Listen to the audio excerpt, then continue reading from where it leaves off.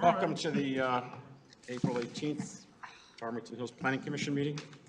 Calling the meeting to order. The clerk will take the roll. Commissioner Aspinall. Here. Brickner. Here. Manti. Here. Stimson. Here. Varga. Here. Ware. Here. Chair Treflet. Here. Thank you. Tonight is a public hearing. I'm sorry, approval of the agenda as submitted. Looking for a motion to approve. Move to approve the agenda as published. Second. It's been moved and supported. All those in favor say aye. Aye. Those opposed, same sign. Okay, it's adopted. This is a public hearing. The first item on the agenda is special approval 52-3-2024. The address is 32680 Northwestern Highway for a temporary concrete batch plant in B2 Community Business and B3 General Business Zoning District. Special land use and site plan approval. The proponent applicant is Florence Cement Company, Steve Greger. Mr. Greger. I know the applicant is here. Typically, the applicant goes first for these, so. He's here. Yeah. Oh, God, okay. Yep. Oh, sorry, I didn't see him. Okay. Yeah, Steve, you're up. Present. Did I touch something, maybe? Give your name and business address to the clerk. Yes, my name's Steve Greger. I'm here representing Florence Cement Company. We were the low bidder on the Heritage Hills and Westlake project in Farmington Hills, and we're here to request use of the noted site to put a temporary concrete batch plant on there to specifically produce concrete for the Heritage Hills subdivision project. Okay. Anything else? I put a letter in there that basically gave some outlines for the durations of such. The project on site's going to take most of the summer. The actual batch plant site, we only anticipate right now 17 paved days. So out of that duration is less than 9% of the work. 9% of the time will be done at that batch plant. Our batch plants are permitted through Eagle for air quality standards and for soil erosion permits. All of our operation is self-contained, so the products that come in, the cement is in a bulker, it's self-contained, and it's air pressured to put into the plant. Any dust that is created, we'll have a water truck on site to address any dust concerns. We'll work within the time frames stated within the Farmington Hills, and we hope to have a successful project. Great. All right, Joe. Thank you. Okay, so yes, we're looking at a temporary concrete batch plant with up to 11 employees, according to the application. The specified time frame for the batch plant to be in place is 186 days or through October 18th, 2024. As the applicant noted, there are about 17 paving days within that time frame, so it's going to be a few paving days here, a few paving days there, a few paving days there throughout that time frame. Turf restoration is scheduled to occur after the operation ceases. Had a couple different dates for that, mid-November 2024 or June 13th, 2025. So wanted some clarification on that. Requested hours of operation, 7 a.m. to 7 p.m. Monday through Saturday. No work on the holidays. The applicant has operated a plant at 23400 Drake in 2020 and 2021, and then another one on this site in 2022. So there's a little bit of history there. The Main thing we didn't see on the plans was setback distances to the enclosure and the equipment. We've provided some approximates in our letter. We're on a parcel that's zone B2 and B3. A PUD for multifamily development has been approved there. It's a 3-acre site. Senior housing complex to the north, multifamily housing to the east, commercial development to the south and west. Again, I noted some approximate setbacks that we did basically by measuring ourselves in the dimensional standards table there. The height of the equipment is noted as a maximum of 25 feet. They've identified a parking area on the plans at the northeast corner of their enclosure. One thing you'll note if you compare this enclosure to the enclosure from 2022 is that it has been brought in from the northern and eastern property lines a bit. Circulation through the site is clockwise, so the trucks come in, they go one way through the site and then back out. They're not proposing any lighting. They are proposing to protect trees that are on the site during operations. They're not proposing any landscaping during the operations. They also do note that a water truck will be used on site to keep dust down. We have a special approval standard for this particular use. They're not specifically permitted by district, so we look into our special land uses under section 420.4.c, and we have some conditions for a temporary construction uses not accessory to existing uses. So the Planning Commission shall examine the proposed use and determine that the petitioner has adequately explored alternative locations and that the location proposed is the most reasonable. The Planning Commission shall examine the location of structures on the site and determine that they are the most appropriate, may require reasonable temporary screening of the activity proposed, may suggest the location of vehicular access to the site, and make other recommendations which will assist in the protection of nearby uses during the time the construction use is in operation. All setbacks, land coverage, off-street parking, lighting, and other requirements for protecting the public health, safety, peace, morals, comfort, convenience, and general welfare of the inhabitants of the city shall be determined by the Planning Commission as being appropriate to the site and surrounding area. The act of granting approval of a use not otherwise permitted in a district shall in no way be construed as a change in the basic uses permitted in the district, nor on the property wherein the use is permitted. And finally, the granting of permission for the use shall be made in writing, stipulating all conditions as to length of time, nature of development permitted, and arrangements for removing the use at the termination of the period of time granted. In terms of conveying that in writing, your minutes will suffice to do that. Those will be, of course, transmitted by the department after the fact. Do you have any questions for me? Bill? I actually have a question for the proponent. Okay.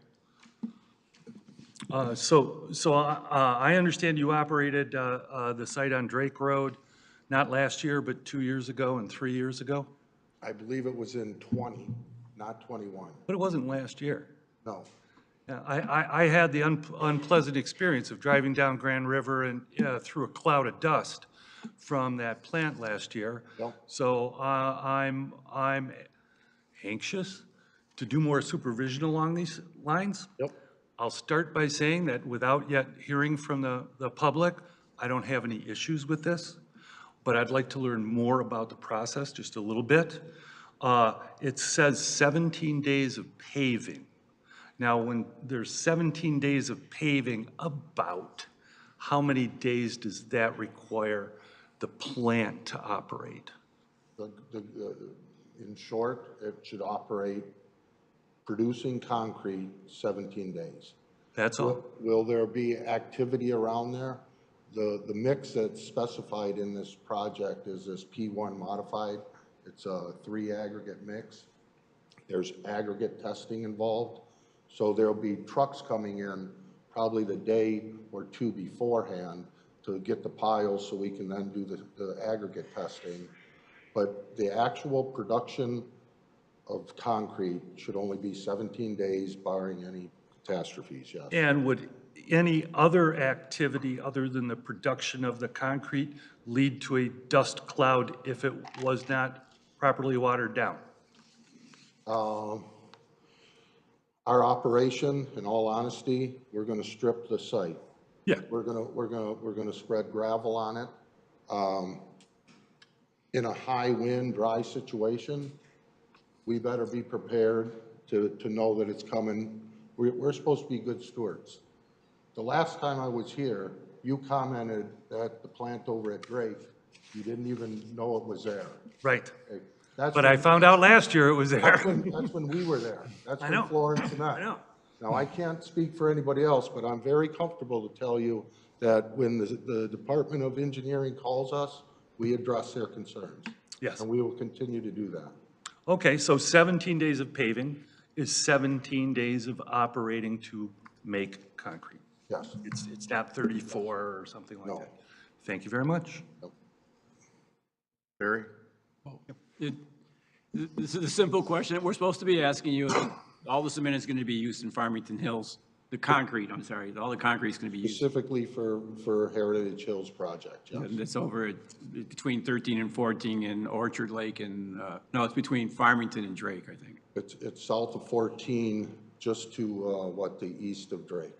Okay. Is the section that we're doing this season. And I'm the one that lives off of Drake Road and near the other batch plant, so I pass by it all the time. But the thing is, and if there's anybody here concerned about it, this is a concrete plant, not a cement plant. That's correct. You mix Cement concrete. is just an ingredient of the concrete. Right, you're not making cement on site, you're No, just. sir. and That, you're- like I said, that product comes in a contained bulker, and it's blown into the plant. It's a closed system. Do you know if they're gonna actually build apartment buildings there next year or not? I know he's trying. No, okay. Because I assume if you're gonna be there till October, you're not gonna be building an apartment building there this year. Correct. Right, and you're allowed only to be there for a half of a year. Yes.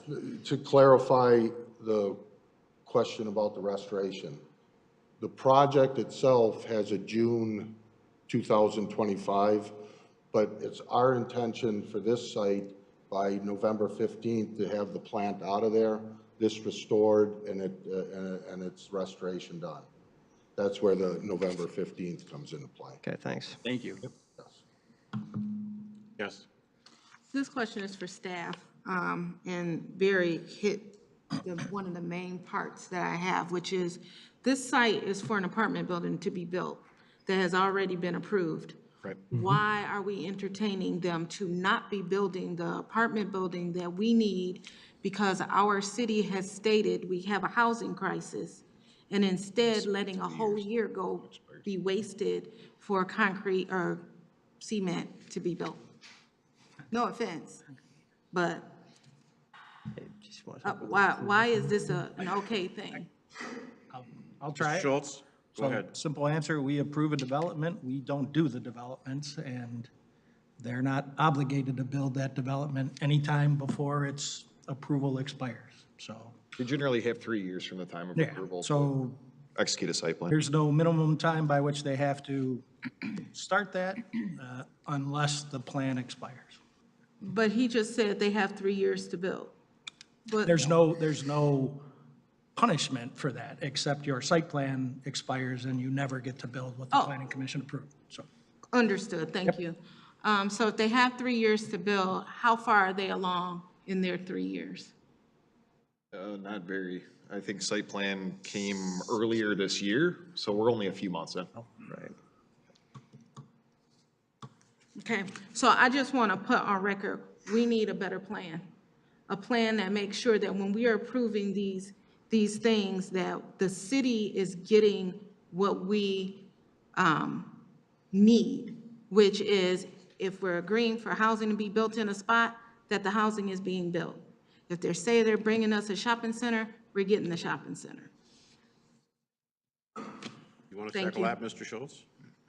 No, I think we're on the same page. It'd be good if people built what we'd approved, yes.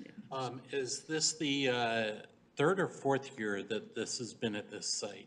I know it's not the This same. is the second one on this site. It's This gotta operator, this will be their fourth It's at in this least the city. third.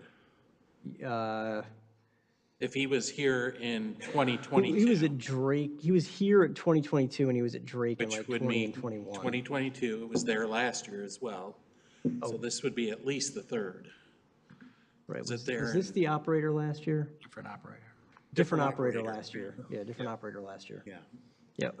This is either the third or fourth year it's been at this site, right? It would be the third year that there was a plant at There's this been site. a plant. Second time for this operator. Last year was a different operator. Yep. Okay. Okay. Anyone else? Barry? I think I can help clear up something. It's a simple question. You're renting this spot from the owner, from Mr. Osmer, right? Correct. So he's the guy he's the one that has approval to build the apartment complex, but he's renting it to you for this year. Correct. Okay. So city's not doing it, the Oh, owner of the I property. wasn't confused. I was not at all confused. This is simply about a person came in, they had a development plan, and they said, hey, I want to build this thing, A.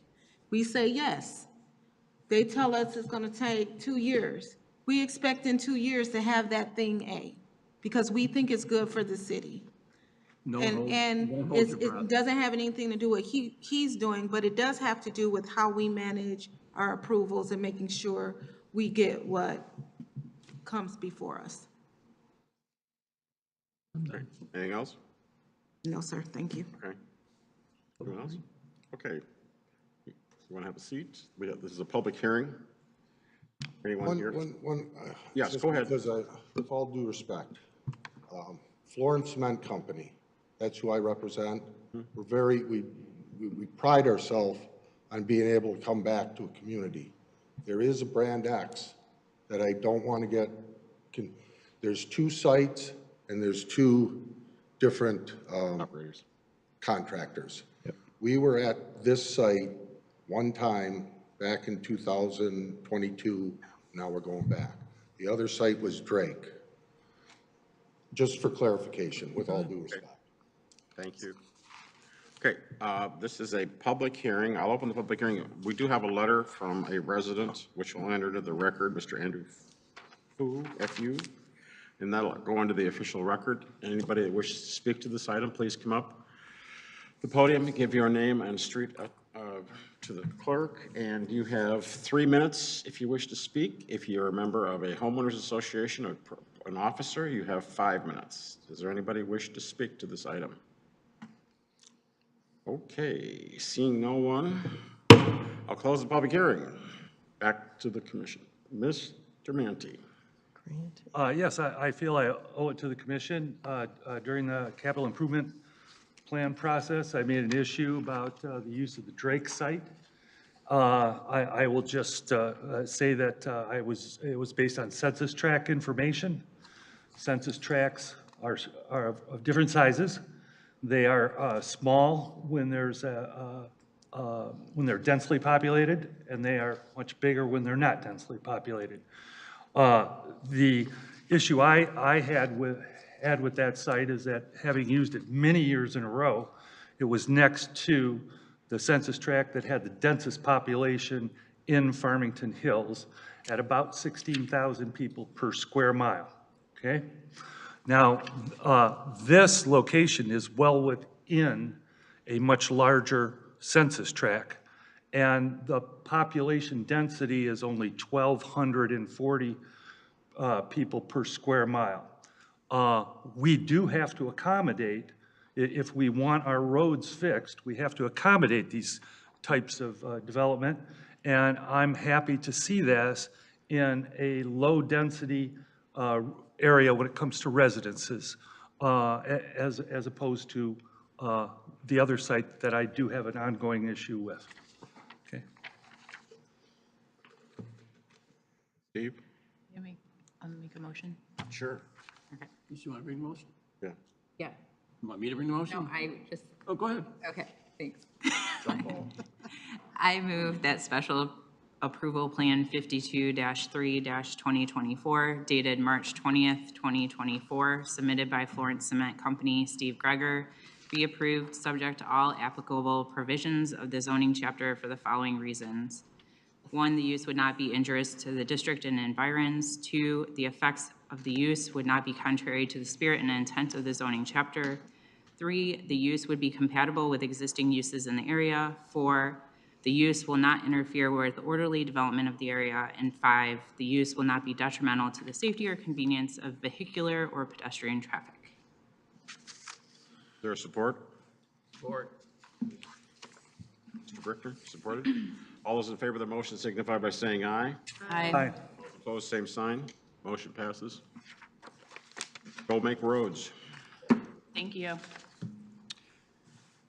The next item in the agenda is zoning text amendment 1 of 2024. This is chapter of code 34 zoning ordinance. Proposed amendment to include a new subsection addressing electronic messaging center area. This is our action tonight will be a recommendation to the city council. The proponent will be Eric, yes? Yeah, in a way, yes. One of you? Yeah, I'll get us started here. Let me see if I can get this off the screen. There we go. Okay.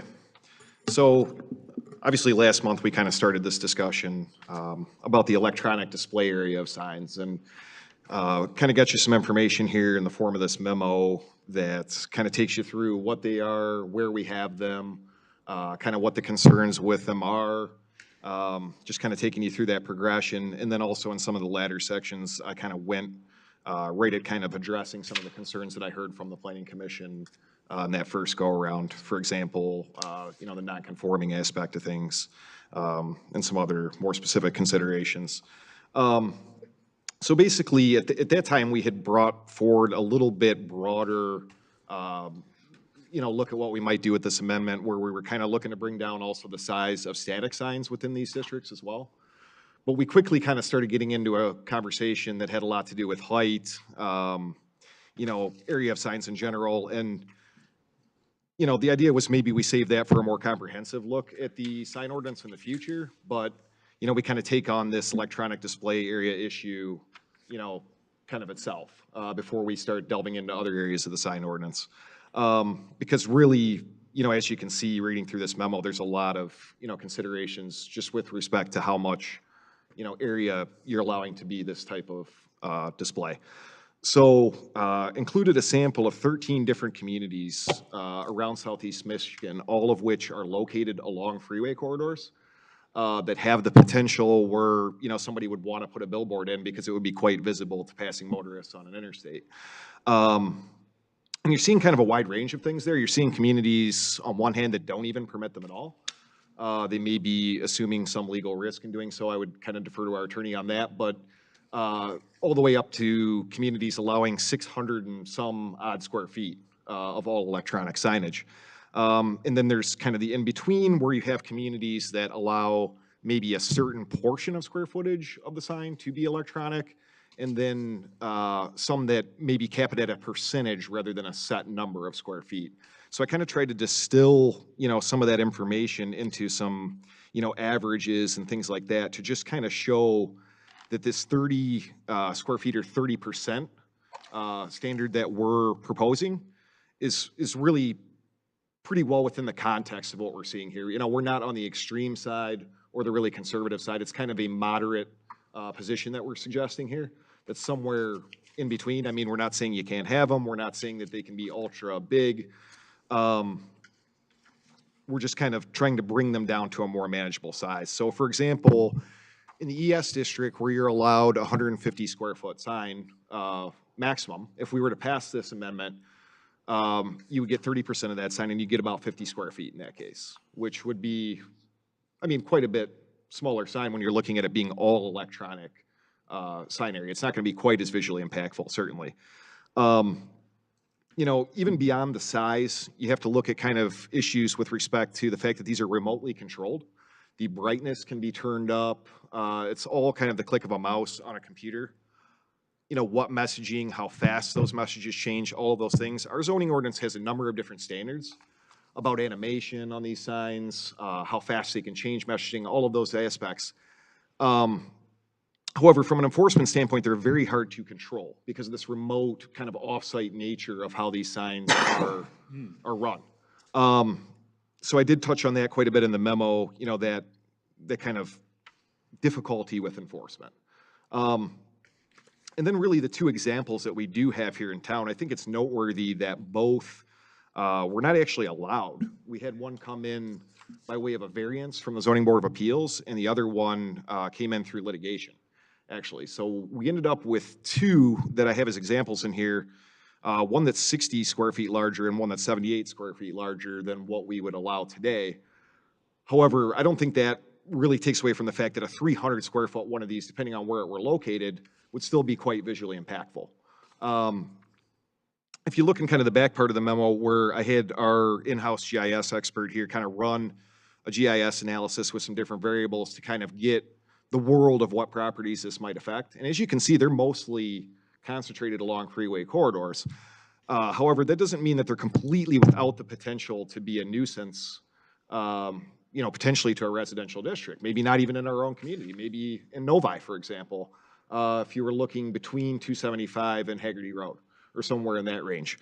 They have one of these in Sterling Heights that their planning department did a test that almost a mile from it, you could see this thing. That's how visually impactful they can be. And at the end of the day, they are really designed to take motorist attention off the road and look at the sign. And that is even a more pronounced kind of effect that happens at night. With the kind of white light that comes off of these, there's no real ability to shield them because the illumination is an internal and it just kind of comes out of the sign. You can't really block or shield that necessarily. So, compounded by the fact that somebody's remotely controlling it and they could turn up the brightness and we'd have to call them up and say, hey, turn the thing down, and, kind of back and forth we go. So I think that was kind of an important point, but I'm hoping that through this memo, I've kind of laid out the different consequences, I guess, of, the present state of affairs. With the focus really just on the EDAs. I'm sure there are other questions that we could talk about in the future that have to do with height and size of signs in general. But, most of your static signs don't have the ability to create, light pollution like these do. They don't use energy like these do. They don't create as much of a distraction to motorists as these do. So from a, health, safety, and welfare standpoint, this is a little bit higher priority, I suppose, in that respect. And that's kind of why we boiled the ordinance down, or the suggested amendment down to kind of just address this issue right now for efficiency's sake. As I did mention in a previous meeting, there's some interest in doing these within the city. And it's something that we're, trying to get out in front of a little bit, and make sure that more broadly as well, that we don't see them kind of continue to proliferate. Where I think I had a photo in here of a little stretch of highway, I believe it's over Macomb County Way, where you can see them just kind of lined all the way down the roadway there, where you're kind of getting, quite a large number of them, and it's really kind of changing the character of that roadway. You're going to know, hey, I'm in this particular city by those signs. They become a bit of a landmark in a sense that, oh, well, here's all the big bright billboards. I know I'm in, X city because they, are the ones who allowed all of these billboards, for example. So you have kind of that aspect to it. And at the end of the day, the conversation is a little bit philosophical in nature because we're talking about the kind of character that we want this community to have in the future. Do these signs fit the character of Farmington Hills? A community that people came to because it was historically rural, people valued, the darkness and things like that. Do these fit? And we're not taking the right to have these signs completely away from an applicant. We just want to really considerably bring the size down, and in doing so, also the impacts that they have the ability to create. So I will leave it at that. I know there will probably be some questions. I'd be glad to address any of them as we, kind of get into a discussion here. Yes. I don't have a question. I have a thank you. Thank you for listening to us last week and then responding with such a very well-written document. This really helped me understand what it was you were asking for. So I just want to say thank you. Appreciate that. Thank you. Yes. Barry? I always have questions. How big is the sign out in front of the building? Is that 8 by 8? Yeah, roughly. That's 64 square feet. Yeah, which actually would... As I came in, they were advertising something at the Hawk, That's 8 by 8, correct? Yes, Okay. you're So- about spot on, yeah. Yeah, you're right about on the number, yep. Okay, so what you're asking us to do, and by the way, your lettering thing didn't seem to follow, because you show NOP, which means nope. But it goes to, if I'm following the ordinance, it goes down to JK, and then I assume the next 3 letters are supposed to be these things, and that should be L and O as opposed to NOP. But you're suggesting 3 different types of signs, either an 8 by 8, a 10 by 8, and a 10 by 10. It basically is your 100 square feet. Is that what you're saying? But it has to be, so I'm really trying to visualize this, because I don't remember ever seeing a sign like this, where you basically have a sign and only a small portion of it can be used, Yeah. used as lit. I think a really good example of these, you see them at banks all the time. You see like temperature or time or something like that kind of on a messaging center, and then you see the bank's logo on the rest of the sign. I think that's a really good example of like a hybridization of this sign. And another one was Commissioner Simpson had kind of pointed out last time is gas prices. You see the gas station's kind of Shell logo there, and then you see some messaging centers that have the prices of, you know, your unleaded and, you know, everything else, so. It's common with religious institutions as Yep, well, exactly. schools. So, but the thing is, are you giving us a choice of either do a 64 square foot, 80 square foot, or 100 square foot, or are these 3 different things based on 3 different zones within our expressway district? Well, we're only talking about 2 different sign allowances within the expressway district here. You know, we're really focusing on the larger signage. You're asking more about like, if somebody were to put up a sign in B3, where our maximum, I believe, would be 64 square feet for a freestanding sign. So you're Kind of asking like more. what we have out in the front of the building right here. Right, I mean, it's a bit of a hybrid, right? I mean, it's not entirely electronic. It does have a piece on it that has a Farmington Hills logo on it, right? Right. And it's putting out public service information. And a lot of places where you tend to see these signs is in schools, churches, governmental buildings, kind of putting out information for the good of the public. No, I understand that. Right. Okay, so, but what you're suggesting is that we have an ordinance, and I'm going to go ask Mr. Schultz. You're asking that we do an ordinance that allows for signs in an ES district only, or maybe the LI, that the sign could be huge, but you can only have that much of it that's electronic. That would be the result if you came in asking for a, 300 square foot sign. You would only be able to get 30% of that electronic, right? So Okay. you would result in some type of a hybrid, so to speak. So- Part of the sign would be static and part would be electronic. Now, here's the big one. So you allow, let's say you allow 100 square feet of the sign to be electronic, and it has to be, the sign has to be 70%, well, 100, it's going to be 30% of something that's 100% larger. What do you propose for the rest of the sign? Is it just white or black, or it's going to have words on it? Static, whatever the designer chooses. I mean, there are a lot of examples of these hybrid type of signs out here. And you're talking about a community like Livonia that regardless of the size of the sign is only allowing you, for example, to have 15 square feet. So you could have, maybe a 100 square foot sign and only 15 square feet of it could be, electronic. I mean, in some cases, it may discourage them from doing it in electronic format. In other cases, Eric, it really doesn't make it, I don't like them anyway, no matter what they are. But the fact of the matter is that we got sued once because we didn't allow any billboard signs in the city of Farmington Hills. We had a ban against them.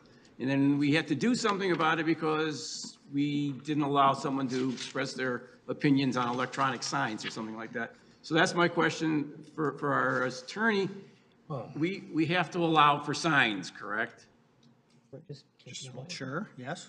But we can restrict it as to which areas, and we've restricted it to the ES and the light industrial, correct?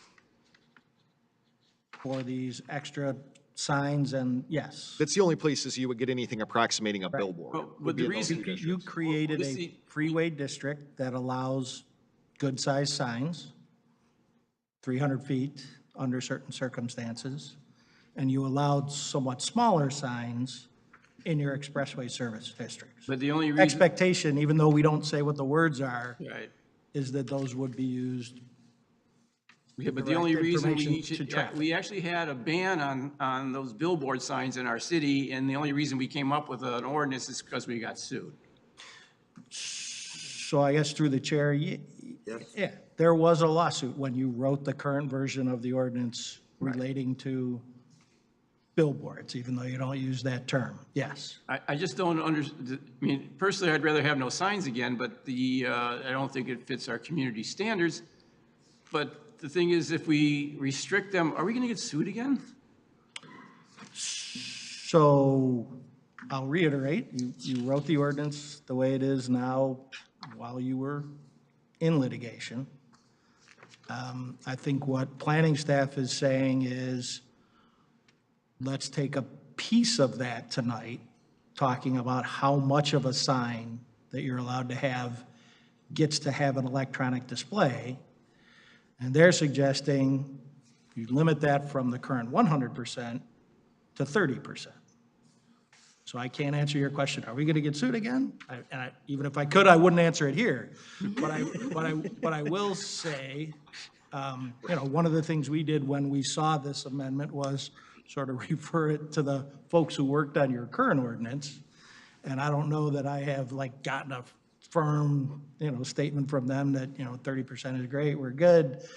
I note that in Eric's chart, he found communities that were, more like 2/3 or half and some less.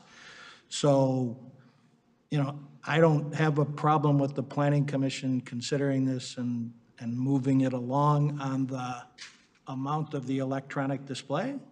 I'm not sure I'd be nuts about reducing the size of any signs, because I think those were pretty carefully arrived at. But, yeah, you definitely hit the nail on the head, Commissioner. We couldn't go the other way around, just say, we don't want these signs in our town at all. No, Okay, so we can do what, sat here 4 years ago and said you got to pass a sign ordinance. okay. There are signs. So we'll go, we are actually trying to do something to restrict too much light usage, and there's no way we can make them do downlit or anything like that, like we do with our regular lighting ordinances. I don't know that we want to get into the, Well, there are Lighting lighting the- standards applicable to it. You can only emit a certain number of foot candles is how it's measured in terms of the Right. illumination. You can only have 0.3 foot candles measured at, I think it's 50 feet away or something like that. So they're essentially held to an illumination standard that like a light in a parking lot or anything else would be held to.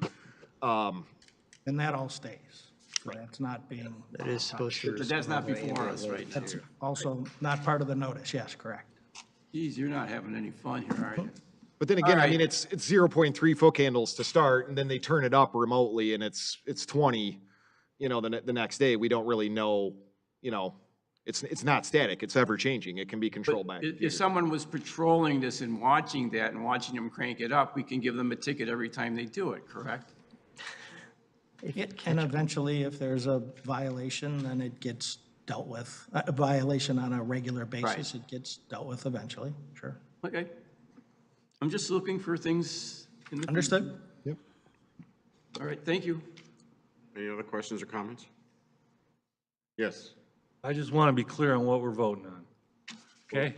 it's a public hearing first, so just Okay, fine. This is a public hearing, I correct? thought they might want to know what the hell we're talking about. Well, we can answer this question before we go to the public. Oh, yeah, yeah. Later. Okay.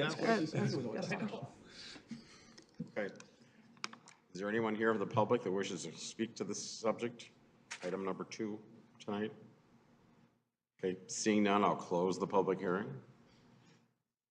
Mr. Mandy? Thank you. So the memorandum, right? You say, here's the existing language to the electronic display areas, and then it's 34-5.5.3.8.9. And then after that, you say, okay, so here's a proposed amendment, and you say, instead of it ending with A, B, C, D through G, we're going to go to H. Then, where we were looking at subsection 9, now within the same ordinance, we're looking at subsection 4, right? 34-5.5.3.8. Through the chair, I think I'm, the staff's recommendation, and frankly, we agree with it, is you just stop at H. Like the other discussion, to change the size of Right. the ES signs, I think we're dropping that over here, they're dropping that. We've in their consolidated memo, to just the and electronic. we agree with that. Which Like, explains just why look at I H. was confused. Fair enough. Thank you. Okay, so But the we're just just- stopping right there. Just the electronic display from So the, that last sentence you see there, that's in that section, that's all you're gonna see in the ordinance essentially. Just ignore everything else. Yes. Got it. Thank you. Just that. Any other questions or comments by the commission? We're adding this. Okay, seeing none, looking for a motion to recommend to city council.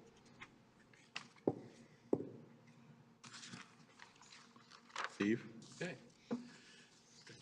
There is, or the cheat sheet's not there, I don't Yeah, think. we don't have a cheat sheet. So We not have a motion for it? can I read one and ask someone to adopt it? Sure. So it'd just be a motion to recommend to city council an amendment to the sign ordinance section as shown in the materials to add a new subsection H relating to the electronic display area of a sign. So moved. Been moved and supported? Second. Okay, double supported? Sorry, I thought he was adopting it. You're adopting and you're Yes, seconding it? that's right. Okay, got that, Morgan? Cheryl, sorry. Okay, all those in favor signify by saying aye. Aye. Aye. Opposed, the same sign. Okay, the motion moves ahead to city council, thank you. The next item under our regular meeting is lot split 1 of 2024. The address is 34037 9 Mile. Split one lot parcel into two parcels in RA3, one family residential zoning district. The applicant is Araldo Liba. Is Mr. Liba or his representative here? I said it's 60. No? Okay. You want to go ahead then? Thank you. Thank you. So this lot split is regarding a single parcel on 9 Mile Road. It's currently zoned RA3 and spans 1.5 acres. The property is currently vacant. It's adjacent to primarily RA3 and across the street from industrial.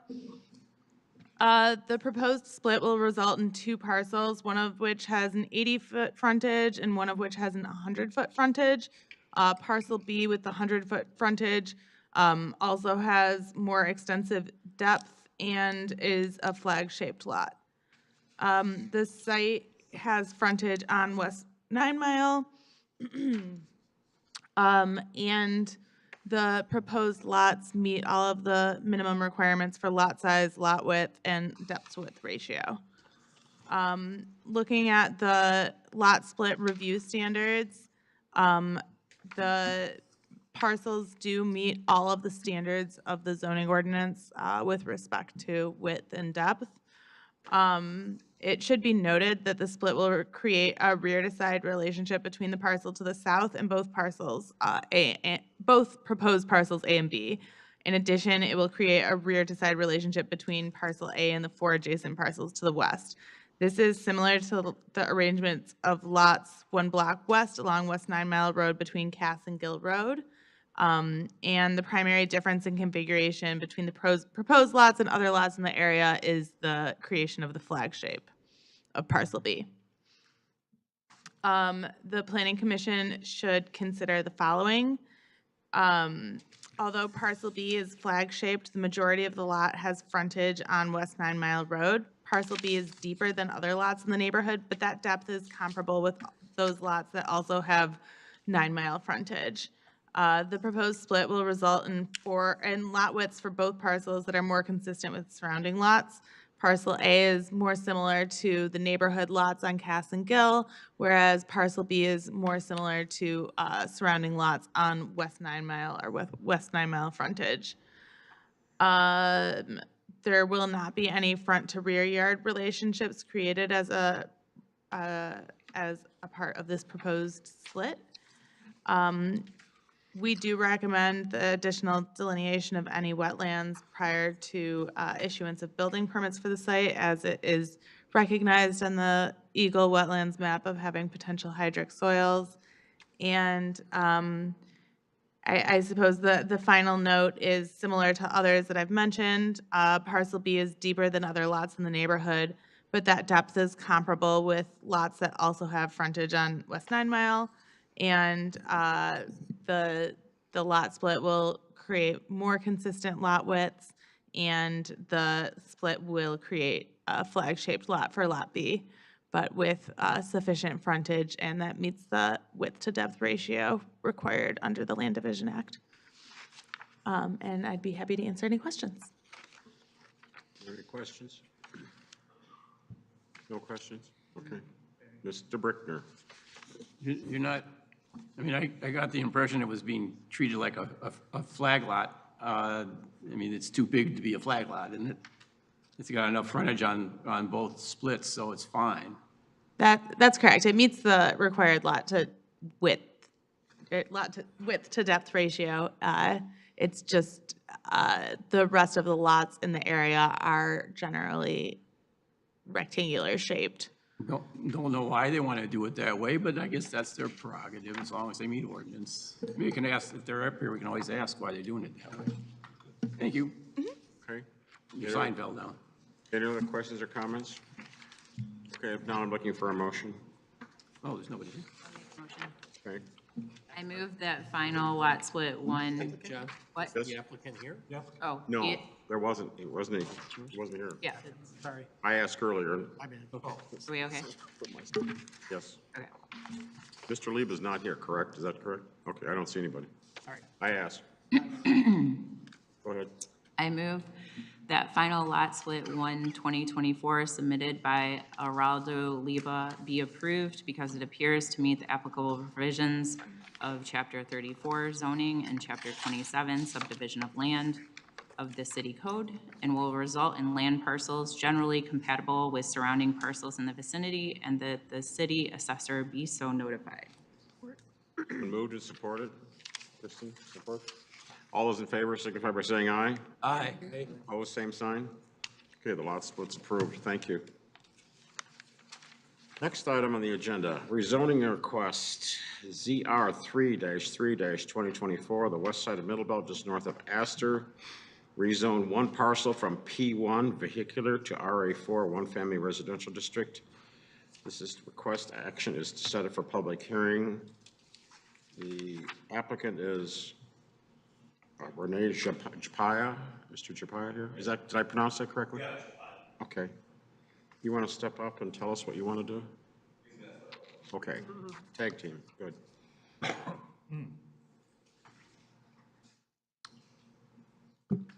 Hello, everyone. Thank you. My name is David Japaya. Yes, your name. Yep, I'm a part owner in the property. It's currently zoned P1 parking. We've owned it for 3 years now. What we're trying to do is develop some sort of residential on the site. Okay. Is there anything else you want to say? That's fine. I mean, No, sir. okay. Joe? Julie? Thank you. So as mentioned, the request is to rezone from RC2, or sorry, from RC2, or from P1 to RC2. I'm so sorry. I have the sheets review. Okay, that's why I was confused. All right, so the request is to rezone from P1 to RA4. The lot is currently zoned P1, but a small portion of the northern end of the lot, about 20 feet by 110 feet, is currently zoned RA4. The lot is located on the west side of Middlebelt Road at the corner of Astor Street and Orchard Lake. It is south of existing RA4 zoning, as well as to the west of existing RA4 zoning. Across the street, there is a convenience store to the south and a mobile home park to the east. The land is primarily designated as shopping center type business in the future land use map, but that little strip is aligned with single family residential. Shopping center type businesses are aligned with areas zoned B1, B2, and B4. But the residential densities map does show this area as medium density residential, which is compared with RA3 and RA4 residential.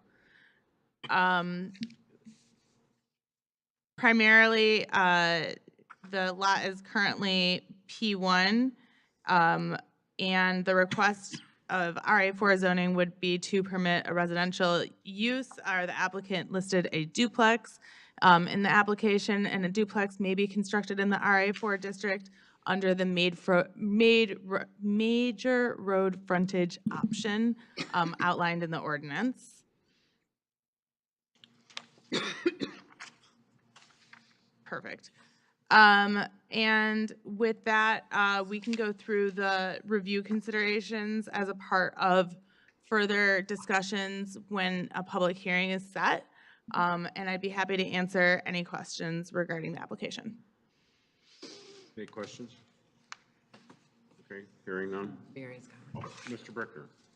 I move that rezoning request 3-3-2024 dated March 18th, 2024, submitted by Rain Japaya to rezone property located at parcel identification number 22, 23, 26, 480, 046, Oakland County, Michigan, from P1 vehicular parking to RA4 one-family residential district be set for public hearing for the Planning Commission's next available regular meeting agenda. Chris, is that May 16th, the third Thursday, or not? Yes, May 16th.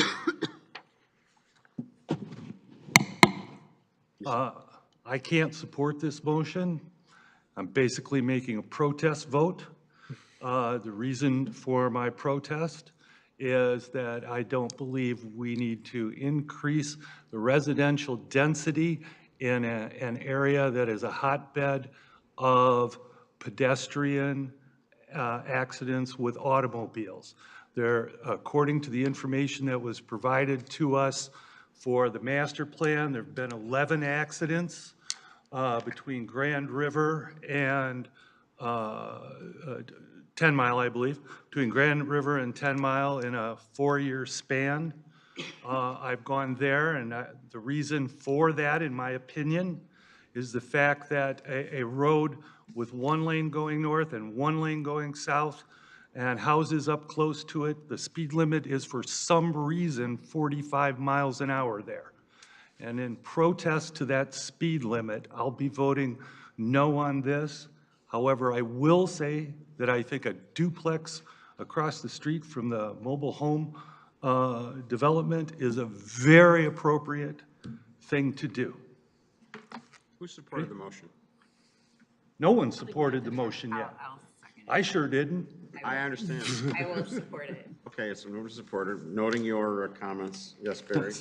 The only comment I want to make, that was an interesting speech.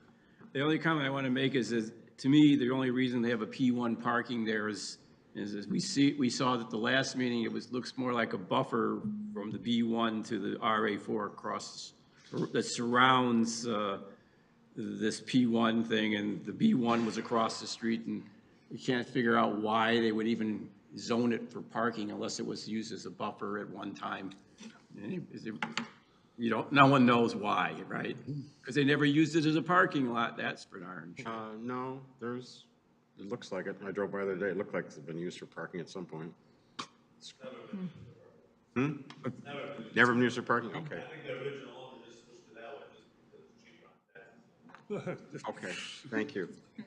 Okay, it's been moved and supported. All those in favor of the motion signify by saying aye. Aye. Those opposed, same sign. No. Got it.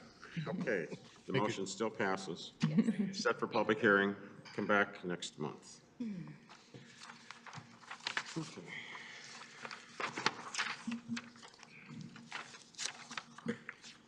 Next item on the agenda is a rezoning request ZR 4-3-2024. The location is 27815 and 28025 Middle Belt, 3 parcels on the west side of Middle Belt between Orion Court and 12 Mile Road.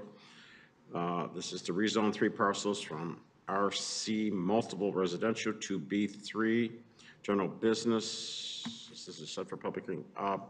Is this staying B3 or was this going to change? Do we know?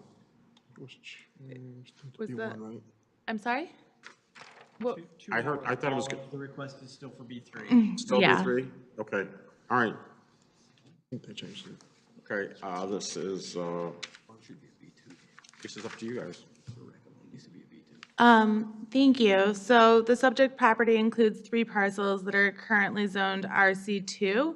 The parcels have had this zoning designation since 2019. However, prior to 2019, the zoning was a mix of B2 at the corner, P1 in the west central portion of the property, and RA1 in the northern half. And the staff report includes both the current zoning map and that pre-2019 zoning map, so Planning Commission can see how that has evolved over time. The parcel at the corner is 2.39 acres and includes a vacant 10,000 square foot commercial building and parking area. The parcel -014, the middle parcel, is 0.82 acres and vacant, and the farthest north parcel is also 0.82 acres and currently includes a single-family house and accessory structures. A senior housing project was twice approved for this property but was never built. The master plan designates this area as shopping center type business on the corner lot, and the remaining lots are multiple family residential. Shopping center type business aligns with B1, B2, and B4. The residential densities map designates parcels 1-4 and 1-3, the northern parcels, as high density residential. The applicant's requesting to rezone the entire lot to B3 to permit a fueling station with convenience store and restaurant. When a site plan is presented at a future date, a front street must be identified to take a look at the setbacks. So we'll talk about that later during a public hearing. Now, while we will go into further depth in the review standards as we move into a public hearing, if so desired by the Planning Commission, I do want to mention a couple important things about this site. First of all, I want to note that while the B3 land use permits a long list of commercial uses, including the proposed gas station, convenience store, and restaurant, these are also permitted uses in the B1 and B2 districts, but they are special land uses, or the gas station is a special land use. With proximity to residential along the northern, eastern, and western boundaries, the Planning Commission may wish to consider whether a more transitional zoning classification may be appropriate and better aligned with the future land use map. The B1 zoning district also permits carry-out restaurants and convenience stores as principal uses and gasoline stations as a special land use, and is consistent with the zoning to the east and south of the site, which are also both gas stations. Furthermore, the B1 classification is consistent with the shopping center type business future land use designation, which is what is assigned to that corner lot, that parcel 109. Another important consideration is that the site presently includes a structure that's used as a single-family house, and if this use is continued, the proposed rezoning would result in the creation of a non-conforming use, and the Planning Commission may wish to postpone the request until the applicant demonstrates intent to abandon continuation of the single-family use. So those are, I suppose, 2 recommendations that I wanted to bring to the attention to the Planning Commission as we continued this discussion. The final question going through the spot zoning test, I think is also kind of notable with respect to that proposed B3 designation. However, B1 would meet those standards. And with that, I'd be happy to answer any questions. Any questions? Is there someone here representing the homeowner or the property owner? Yes. Hello, good evening. My name is Kareem Ammer. I'm with Skilkin Gold Development. With me today, I have Aman Walia and David Brokemeyer with Sheets, as well as Pat Lennon with Honigman Law Firm and Lauren Falzerano from Kimley Horner Engineers. I was told to keep it quick, so I will. We received the staff report, and we heard staff loud and clear. We will be amending this application to BB1. We understand that will include further a special land use component to that, and we are happy to do so. Really quickly, what we are proposing is a Sheets. For those of you who are unaware, it is a made-to-order restaurant. Fresh food is delivered there daily. Carry-out convenience store and it does have fuel sales. We understand the significance of the site. You know, it used to be, from the context we've been told, a restaurant that was revered. We intend to honor that and really spend a lot of time designing and operating the facility to make sure it pays homage to the importance of that site. You know, if you drive by the site today, it's not in fantastic shape, but I will say, you know, our facilities, and we very much look forward to expanding on this in the public hearing. We have four-sided architecture, all brick, stone, and glass. It's a beautiful modern design. Sheets really comes with a very, you know, emphatic fan base. The folks who like Sheets love the food, and that's what they come back for. Really, we're here to be the best neighbors we can. We've been working very closely with staff on this for several months. We've reached out to surrounding property owners, presidents of the HOA. We've removed key components to our prototype. Typically, our sites have drive-throughs. We've been told that could have negative externalities. So we've removed that. We've included pedestrian walkways and other components that staff has corresponded is important to us. I know that'll come later in a site plan review for us to discuss, but we do want to show that we are putting our best foot forward to be the best neighbors possible. In regards to the existing structures, the intent is for those to be demolished, the restaurant and the single-family homes. We intend to keep pretty much all of the existing foliage that is there today. However, that provides great buffering.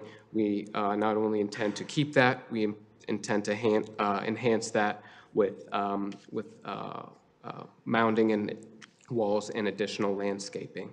I have with me Aman Walia from Sheets. Did I miss anything regarding? My name is Aman Walia from Sheets, 39300 12 Mile Road, West 12 Mile Road, Farmington Hills. We pretty much covered like what he said about Sheets, but it was just to give you a little bit of introduction to that. The company was founded in 1952 in Altoona, PA, so it's family owned and family operated. Restaurant is definitely our bigger piece of what we offer, but it is a convenience restaurant and a fuel store. We aim to be a one-stop shop for consumers on the go, so but we can discuss it further like if we get to the meeting. And happy to answer any questions you might have on Sheets. Steve? Yeah, I guess, is there a reason that this is going through a rezoning versus a PUD? I guess I'm not necessarily opposed to this plan, but I'll tell you, I'm very opposed to rezoning. This property's already been rezoned. That failed. We rezone this and it doesn't get built. Anything in a B1 can then get built here with no restrictions. So we're taking what used to be residential, we're rezoning it, and if this doesn't happen for some odd reason, it's B1 and they can put whatever's a B1 there. Versus a PUD, which I would think a PUD we have more control over. So I'm just wondering why this is a rezoning versus PUD. If I may, our intent, our first inquiry was to go in for a conditional rezoning to allow the city to impose conditions to make sure that you guys are part of the process and specific site components. It was corresponded to us that the city of Farmington Hills does not do conditional rezonings. And furthermore, we did inquire about the PUD. There is a request for qualification that it was interpreted that we wouldn't qualify, I guess, based on particulars like scale and the like. But you guys are the reviewing board for that. We would go through that process if that's what you would recommend us giving you guys as much stake in it. I understand where you're coming from and your plans, and again, not that I'm opposed to it, but we've already seen this rezoned for another use, and now it's coming back to a different rezoning. If for some reason you back out and we've rezoned it, it's rezoned for anything that's B1. And I'm not really in favor of taking what used to be residential and giving it that wide open of a leeway if this doesn't go through and there's no control we have we're rezoning the property, not the use, or not the project. So if this project doesn't go through, it's now a B1, and then anyone who wants to build a B1 project on it can with no restrictions other than the B1 restrictions. Staff going to respond? Somebody want to respond from staff? It is true that it would be rezoned to B1, and anything that's permitted in B1 would be allowed there, yes.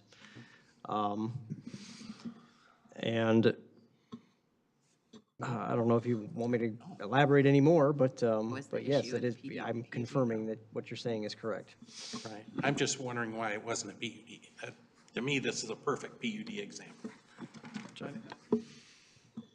Pardon me, if I might add something. Nice to meet you all. My name is Pat Lennon. I'm an attorney for the team. One of the thoughts that occurred to me while I was listening to your comments is, I believe I heard that the master plan contemplates B1 for this area. And if that's the case, and if you're left with B1, perhaps it's not necessarily out of line, even if this development didn't occur. One thing I don't know how we can promise it will happen, but if you're familiar with what Sheets has been doing throughout the southeastern Michigan area. Again, I don't have any problems necessarily with what you're proposing. It's just, if it failed, now these currently residential now are B1, and we have no control over it. But the master plan envisions them to be B1 anyway. So maybe that's something you could take into account as you consider a public hearing. That's all.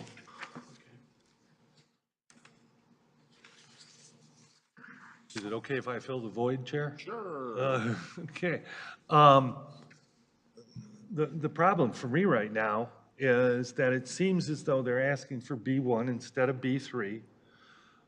But I have a list of the uses that could go in B3 in front of me. I don't have a list of the uses that go in B1 in front of me to know exactly what we're talking about. So are we talking about changing it to B1 tonight, or are we talking about waiting a month? Well, it's set for public hearing. Yeah, we're just You saying. can do it to B1 tonight for the. But we can still, we can still go ahead and set it for public hearing, and then we'll have the right information and. Yeah, we'll have the revised set of plans and plan by April 26th, so it can go out for public distribution, so people know what's going on.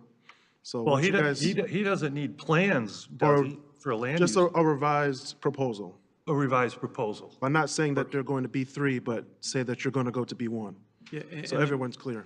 Because we, you know, I understand the desire or preference for a PUD, but as long as we're not talking about a PUD, you know, we really can't consider whatever this is called, shields or whatever. It doesn't matter.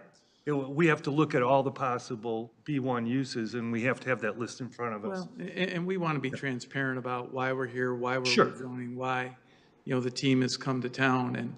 And one thing to consider as you think about our shift from B3 to B1, it's because there are so many fewer uses, and because we're really reacting to the feedback we got from the planning department and from the report, which signaled that B1 is a better fit here because the master plan envisions B1. And the big difference from our perspective is that B3, you know, a fueling station, convenience, restaurant, et cetera, would be a by right use. Yes. In B1, we would have to come back to you for that next step because we'd have to get a special land use approval. Understand, but you're asking for 3 properties, and I think the property that we're going to be most sensitive about is the one that fronts or is on Ryan Court. You know, we can't, if we were to say B3, you could put a gas station right there in somebody's neighborhood. We're not going to do that. Well, I suppose that's true, and we've been, I think, trying to brainstorm as best we can within the regime of your ordinance to find a way to protect that, because as Kareem mentioned, you know, the natural tool for that would be conditional rezoning. That's not available in Farmington Hills, so we've been doing our best to try to find a way, and if PUD isn't a fit because of some of the more rigid requirements there, we thought, okay, if we can go B1 then special land use, then you can regulate us through conditions on that. And we'd be essentially in the same place as PUD, because we would be subject to conditions. So that's where we're headed. I do understand the concern about, well, once you're B1, all those uses are permitted. But the master plan does envision B1 for this area, for most of it. If there's and we're committed to working with your planning team and your legal team, and Tom knows I've been calling them all the time, trying to get, ideas, but between now and the public hearing, we can work on that. And if we're making progress, or if we're bumping into obstacles, we can always use that night as an opportunity to bring you an updated report or table, or be ready to go. So for tonight, we're hoping we can just get set for that public hearing. And then I think we're hearing where you're coming from, and we can react to those things. Thank you for your consideration. Here. Steve. Real quickly, the master plan has some of it B1, the old Giannopolis is B1. The rest of it is still residential, so. Yeah, I think the northern piece slightly is. Yeah, so, and like Joe was saying, my real huge concern is that last property on Orion. Well, let me ask you that. I mean, I don't think we're opposed to split zoning, because that northerly piece is just going to be buffer anyway. So if that happens to be zone, if we can split, I don't know if Farmington Hills will allow split zone parcel, but we could have the northerly half B zone multifamily, and the portion that's actually developed B zoned B1. I don't think we'd have a problem with that. The footprint being the current restaurant then, you're talking about for the? Yeah, the current restaurant, and really a fair amount of land north of that. But if you look at the plan that we've envisioned, that there's a very large buffer between our property and the residential, much more than what you see now, by the way, because we'll have a smaller building. Can I ask for a clarification?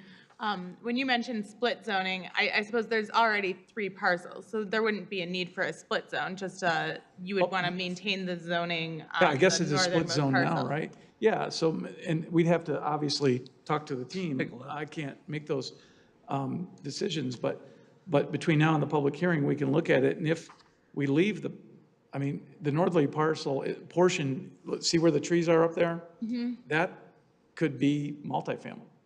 It could stay multifamily, because it's just going to be trees, and it's going to, and then the B2 could be to the south of that. That would maybe solve our problem and address the commissioner's concern, which is a very legitimate and understandable. I think this is a really good place to move this forward. Looking at the map, could we, I'll turn to either staff or to the mastermind. Could we move it on for a B1 for lots 477109 and 477014, and 477013 would remain as its current zoning, which is what, Potentially. an RC COLA? So my initial RC4, review, RC2? just looking at their plan, that would leave you Would have a spot zone problem? well, it'd be maybe that, but also you'd have a detention pond as a principal use on a multiple family parcel, which we typically wouldn't allow on a half of their detention pond is in multiple family as the principal use of that property. I mean, this is really what the PUD is for.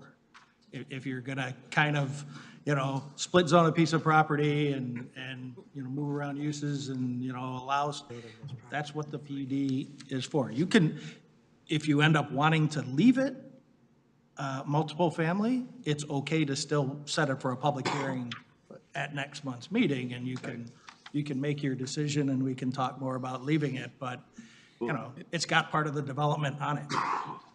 Not typically what we would do on a standalone piece of property. But very, very quickly, I think we would be obviously willing to move the pond, and reorganize the site if needed to the extent we need to not have one of our principal uses in the multifamily portion of the parcel.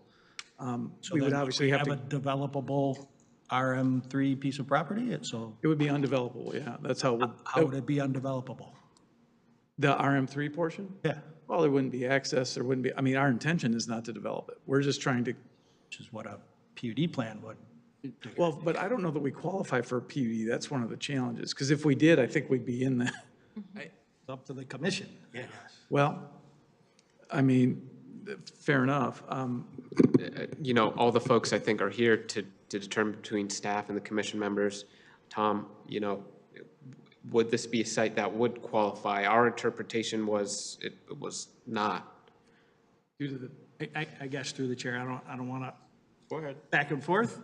I think you should set it for the B1 because that's what they're now requesting, and staff and whomever else can talk about whether or not that's the right way to go, or whether something else is the right way to go. The applicant can also determine the extent of the rezoning, the geographical extent. So set it for B1 as requested, and we can continue to talk. You want to do that? Well, I think if they want it to go to a public hearing, we let it go to a public hearing. But I'm going to tell you right now, I'm not in favor of this. Fair enough. And, you know, I don't know if other commissioners can let you know or give you some feedback as to whether they think a PUD would be more appropriate. Again, I have nothing wrong necessarily with this project. I just don't like the way of change. Again, it's already been rezoned. Now we're, you know, it's just a rezoning. When it got rezoned the first time, I was, why isn't this a PUD? When we moved it to RC. So it should have been a PUD back then. In my mind, this is a PUD. This is all the reasons we want, or this is all the reasons for a PUD. And I think it would be a smoother project. Well, if the planning commission would like to indicate that we would qualify as a PUD, I think we would be willing to proceed down that path. We could do that tonight. The planning commission can't do that tonight. That's a separate public hearing. So that's obviously stand not going to happen tonight. So, yeah, and, you know, Member Stimson, even though he said he wouldn't do it, is, I'm sure, going to have an open mind when this comes to the B1, so that, just the record's clear. I think you should do what they ask, and, you know. Just go ahead and set it for B1. Set it for the B1, and if they want to talk some more and change that, then we can do that next time. Okay, I understand there's gonna be a lot of talking going on in the next month, but in the meantime, I move that rezoning request 4-3-2024 dated March 18th, 2024, submitted by Skilkin Gold Real Estate Development to rezone property located at parcel identification number 22-23-11-477-013-014 and 109, Oakland County, Michigan, from RC2 multifamily residential to B1, is that a general business district 2? Be set for public hearing. Your mic. Your mic. Be set for public hearing. Big difference. Believe me, I said everything that was written down. For the Planning Commission's next available regular meeting agenda. There's support? Support. Support. Or not support. A lot of support. Who got it in first? Kristen. Kristen? All right, we'll give it to Kristen. Okay, all those in favor of the motion signify by saying aye. Aye. Aye. Opposed, same sign. See you next month. Thank you.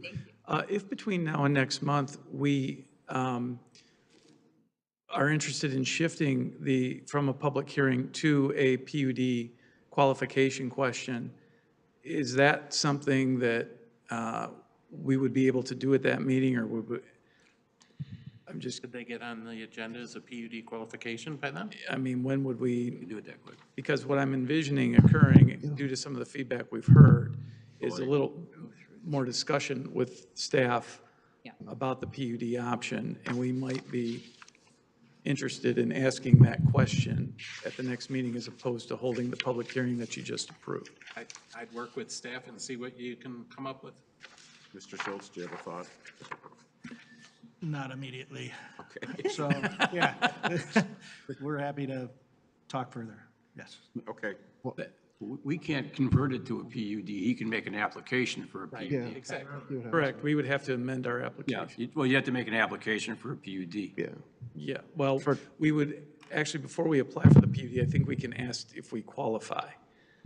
So it would be just, it wouldn't be a decision, you wouldn't be actually looking at the PUD necessarily, I don't think. It would be a qualification. Contact staff and they'll You got tell you what they think you should do if you want to apply for a PUD as opposed to the zoning. Thanks for your patience with us tonight. Yeah, I know it's been a lot of questions for you. We appreciate your consideration. Thank you, everyone. Thank you for your time. Thank you. Thank you. Okay, next item on the agenda is Planned Unit Development Qualification 1, 2024, the south side of 13 Mile, approximately 0.3 of a mile west of Middlebelt, parcel ID 22-23-11-201, 001, 002, 004, 005, 006, 020, and 021. Construction of ranch and townhomes in the RA1 one-family residential district. The applicant is Schaefer Development.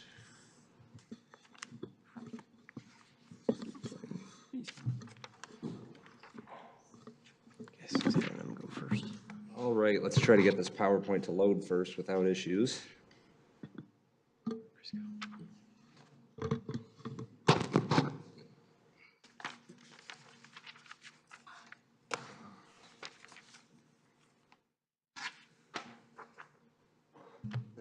That's weird on the first slide. Looks like that main screen's gonna have a little bit of trouble, but the two side screens work. Good evening, everybody. My name's Spencer Schaefer, and I'm with Schaefer Development. I'm joined here by my father, Steve Schaefer, a longtime developer in the city of Farmington Hills, as well as my twin brother, Aaron Schaefer. Our offices are actually located in Farmington Hills. For the record, that address is 31400 Northwestern Highway, Suite H, Farmington Hills, Michigan, 48331, and my twin brother and I actually live in a home in Farmington Hills. So I would like to also state that I do pass this property on a daily basis as we do make our way into work. So, you know, it's a piece that we've passed by significantly and have a nice development proposal we hope is embraced by the community. So with that, I'll first start about talking about the parcels. We are under contract with Moby Investments LLC. Many of you may be familiar. There was a prior development proposal for the subject property for 100 subsidized apartments. We are looking to propose a for-sale townhouse development on that property. I'll talk more about that here shortly, but we're submitting a qualifications for a PUD option for this property as well as the Baptist Manor property. I believe they stepped out, but I have Ryan Gillespie and Ryan Dole with Baptist Manor. They'd be more than happy to answer any questions once we get to that stage of the presentation. We have had substantial outreach to our neighbors throughout January, February, and March. To our north is Westgate Subdivision, and to our south is Holly Hill Farms. In addition, we had the opportunity of watching the recordings of the Planning Commission and the City Council hearing, so we did get to hear a lot of the resident feedback, and a lot of the changes that we've made to our plan have been designed to comply with the requests that residents have made. So before I go into the meat and potatoes of the presentation, I want to talk about the zoning and I want to talk about the future land use map. So the properties as of today are zoned RA1 single family. That's permitted for estate lot single family residential. And you know, those of you who've been in the community for some time know that a lot of those structures have been unoccupied, vacant, or in some recent cases torn down. We feel that the likelihood of these properties being developed for single family residential is very low. I think that's inherent and agreed to by staff with the new draft future land use plan, which contemplates this parcel for flex residential, which allows a multitude of residential products, I believe up to 3 stories in size. But the current future land use plan has single-family residential, but that's from a master plan that's a little bit dated at this point. And as I understand, you know, the city's on the final stages of adopting a new master plan with the revised future land use plan that you see in front of you. So we had initially made a submittal for PUD qualifications back in February. We had submitted a full application packet as well as a project narrative. But after we met with the neighbors, we felt that it was going to be a little bit difficult to garner support for the 3-story townhouse product that we were proposing. On that original initial plan, we had a 54-unit townhouse development with 3-story townhouses. And we had setbacks that complied, at least perimeter setbacks that complied with the RC ordinance, but we were looking to modify some of the internal setbacks so we could preserve the largest perimeter buffers as possible to all of our neighbors to the west, the east, and the south. On the revised plan that we have submitted to Planning Commission, we have 40 22-foot wide 2-story townhouses. And working in conjunction with Baptist Manor, we were unable to get a hold of Baptist Manor when we had made our initial qualification, but with some more neighborhood outreach, we actually got a hold of Elizabeth Gillespie, who's one of the principals over there, and she expressed interest in developing that property in the near future. Baptist Manor, you know, has a very successful property there. They wanted to add a age-restricted component with 1-story ranches because that's been a very popular product within their existing portfolio. So the intention with the Baptist Manor development is to add more condos. Again, that's going to be age-restricted. And we think that this is going to be a unique development in the sense that we're going to have 2-story townhouses that are going to be marketed more towards younger families, younger professionals. One of the keys here, you know, is bringing needed school-age children to the city of Farmington Hills. And we do have some nice buffers internally in our development between the two uses, but the Baptist Manor parcel to the west is going to be ranches. So we think this is a great way to bring a multi-generational community to the city of Farmington Hills. In terms of our neighborhood outreach, I state, you know, dates with when we met with both the Westgate and Holly Hill Farms HOAs. I know several residents and HOA members from both of those communities are present here tonight. And, you know, I learned it from my dad in an early age, but we really pride ourselves before we come in for any official meetings with municipalities, meeting with neighbors and trying to tailor plans as much as possible to their feedback and to some of their preferences. So going into our presentation, I want to talk about a couple of the things that we did. The initial submittal is on the left side of your screen. That was from the February plan. Again, that was a 3-story townhouse product. We had a 54-foot setback to Holly Hill Farms to the south. One of the chief concerns of Holly Hills was that's going to be a very tall building, 3-story. How does that fit in within the context of our subdivision that has ranches as well as some 2-story colonials? So that was concern number one. A concern from Westgate was traffic. Obviously, what we were proposing in terms of traffic, we felt was substantially less than the original proposal with 100 multifamily units. But nonetheless, you know, we have tailored down on our density with the newest plan. So I talked about setback, I talked about traffic. Density was another concern. Again, the amount of traffic that's going to generate. I think those two concerns go hand in hand. And the fourth concern was height. So with a 3-story product, we would have needed to seek a variance on the height of those buildings. But with the revised plans that we have put together, we are in compliance with all of the requirements of the RC district with the exception of some internal side yard setbacks. While that's the case, we're in discussions right now with 2 nationally traded home builders for the for sale component. The setbacks, the internal setbacks that we have proposed are consistent or greater than other communities of similar nature that have been built through the Southeast Michigan area. Couple other items I want to discuss. It was a concern by Jim Cabrera, the city's engineer, with the Moby investment proposal, internal connection. If there's a development further west, how do we ensure that there's good synergy and good connectivity? And from the perspective of fire and other public safety individuals, good circulation within the development. So I'm glad, we were ultimately able to get in touch with Baptist Manor and really work together to create a plan that we feel brings needed understanding and cohesiveness to residents and to the city of Farmington Hills, understanding how these properties are going to be developed. After Baptist Manor, they have 4 parcels.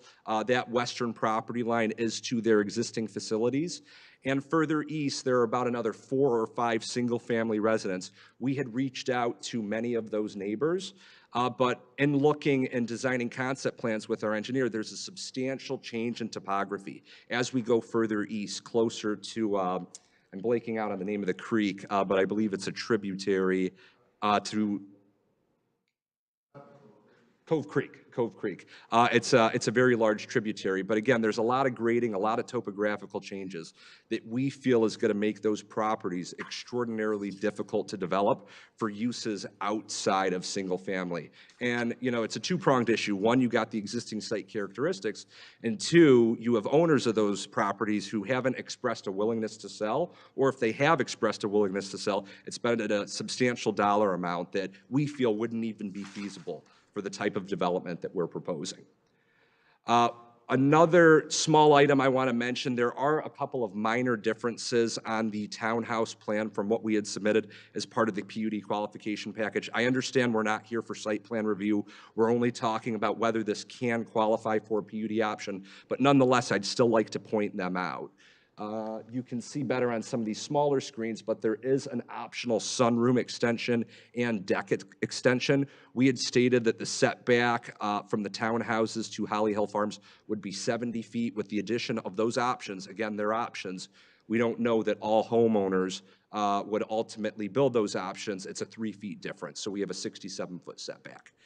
Another big concern was trying to preserve as much of a tree buffer as possible. So we're looking to apply under the PUD option because that enables us to shift our development further north. We're looking to play with some of the setbacks to 13 Mile Road. We believe there is a large, substantial green belt right now at 35 feet, but we'd potentially be willing to take a look at doing some landscape walls and plantings to further shield and buffer our development from the roadway. But the intention of everything that we've done here on the plan is to satisfy our neighbors as much as possible with a large buffer. One of the items we're willing to employ as part of our PUD once we get further on in the site plan and engineering process is exploring a conservation easement. Now, we are going to have to propose some impacts in those rear yards. That's predominantly for storm sewer, but it's going to be our efforts to maintain at minimum a 40-foot, possibly as much as a 50-foot area that we can preserve in perpetuity as a conservation easement, which wouldn't allow residents or the association to build any structures. That area is going to remain in its current form. And one of the things we also discussed with residents, if there were any gaps in that area, we'd look to do landscaping on site on our property, or if residents would entertain a proposal, we'd look at potentially placing some of our required landscaping on their property if that's something that would ultimately be agreeable to the city. So I have talked, about a lot of these items, but I do want to mention our original submission was 46% less dense than the prior proposal. Our current submission is over 60% less dense than that 100-unit apartment plan. And here I've got an aerial that talks a little bit more about the setbacks. You can see we're doing everything that we can to employ a large setback to our neighbors to the south, and we also do have some very nice setbacks to the properties to the east and west. We have met with, or we have talked with rather, to the neighbor on the east with some of our original plans that we had submitted as part of the February package. We had development a lot closer to 13 Mile Road. That would mean that the backs of some townhome units would be in a lot closer proximity to his existing single-family residence. So one of the items we tried to employ here was relocating that detention basin closer to 13 Mile Road and bringing those townhouses a little bit further into the site to propose, the least amount of disruption as possible. And here I've got some representative renderings. I know it's not a required part of the process. We always do like to do our due diligence. We like to try to explain our development proposals. And up here, you can see representative examples of the two-story townhouses, as well as the one-story ranches that Baptist Manor would be looking to develop. And these are some representative shots of the interiors of those townhouse units. So I want to thank the Planning Commission. I want to thank staff. Staff has been phenomenal to work with, and we'd be more than happy to answer any questions you have at this time. Thank you. Mr. Manning? I can't read this. I'll talk into the mic. So you watched the videos of the last round. Yes, do you remember me talking about how I couldn't get back there to look at the site? I assume there's not a problem this time of year. There was poison ivy everywhere and all that. And for me, the biggest issue, which I believe is the biggest issue for the residents, is the depth of the buffer. And I'd like to go see what 40 feet, 50 feet, 60 feet, 70 feet actually looks like. Okay? So it's good right now? Yeah. I'm asking. We actually did meet with a handful of residents last week. We did walk the property lines. So I think that was a good opportunity. But as we get further along in the process, we're going to look to do some staking. Ultimately, if we do get a favorable qualifications recommendation, look to do some staking. I want to see for myself. Yeah. And I know the deer aren't helping because the deer take all of the branches that are in the bottom Stack 'em 6 up. feet out. But I don't know if what you're proposing is enough. I did hear you mention that if we put decks in, and I'm looking at those measurements, and I don't know if you even got 50 feet, but I want to go look at it. Sure. Anyone else right now? Steve? Yeah, this is a huge improvement over the last one we saw. I've got just a few items. I'm just, the access, the easternmost access to 13 Mile, I'm just wondering if engineering's going to have a problem with that not being directly opposed to the Westgate sub-entrance. Normally they like to have curb cuts opposing each other. Not that that's a huge deal, but that might be just something to get with engineering on. I think the same thing with, although you sort of alluded to, there really, in the future, probably isn't much of an opportunity to extend eastward if those owners at some point decide to sell and a new development could go in. But I'd like to at least discuss or have it discussed some type of future access or cross easement into that other property if that ever did develop. The other one's pretty minor. I really like the front elevation look. The back elevation, if you did the front elevation, I really like how you have contrasting looks between each townhouse, but on the rear elevation, they're all identical. So it looks a little more massive. If, as we get into the PUD, look and material, I'd like to see something similar to the front on the back where they look like distinct units. So other than that, I think it's a massive improvement over what we saw a few months ago, both from density. I applaud you for really working with the neighbors.